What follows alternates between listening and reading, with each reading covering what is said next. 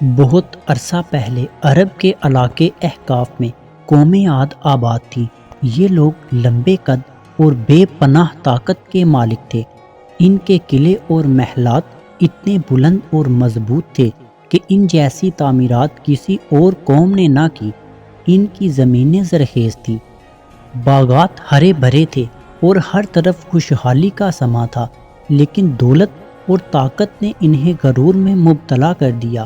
وہ سمجھتے تھے کہ ان جیسا کوئی نہیں اور کوئی انہیں نقصان نہیں پہنچا سکتا۔ اللہ تعالیٰ نے ان کی ہدایت کے لیے حضرت ہود علیہ السلام کو نبی بنا کر بھیجا۔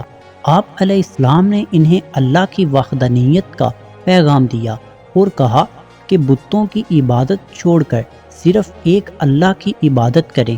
حضرت ہود علیہ السلام نے انہیں نصیحت کی کہ وہ اپنی طاقت پر غرور نہ کریں، عاجزی اختیار کریں اور اللہ کا شکر ادا کریں۔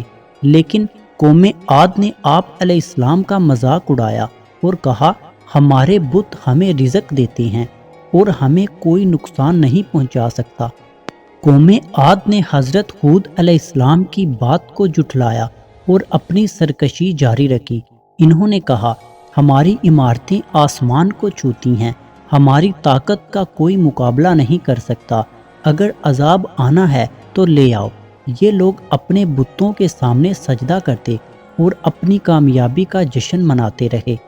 ایک دن اچانک ہوا چلنا بند ہو گئی، بادل آسمان پر چھا گئے اور دھوپ کا نام و نشان مٹ گیا۔ قوم عاد نے خوش ہو کر سوچا کہ یہ بارش کی بشارت ہے، لیکن یہ سکون طوفان سے پہلے کی خاموشی تھی۔ پھر وہ وقت آیا جب اللہ کا عذاب شروع ہوا۔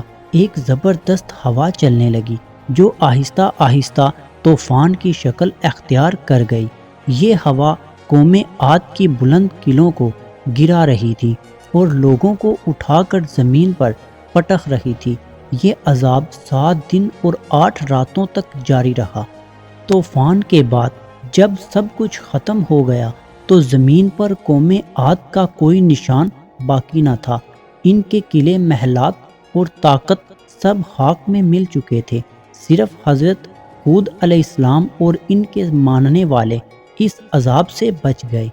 یہ کہانی ہمیں سکھاتی ہے کہ غرور اور نافرمانی کا انجام ہمیشہ بربادی ہے۔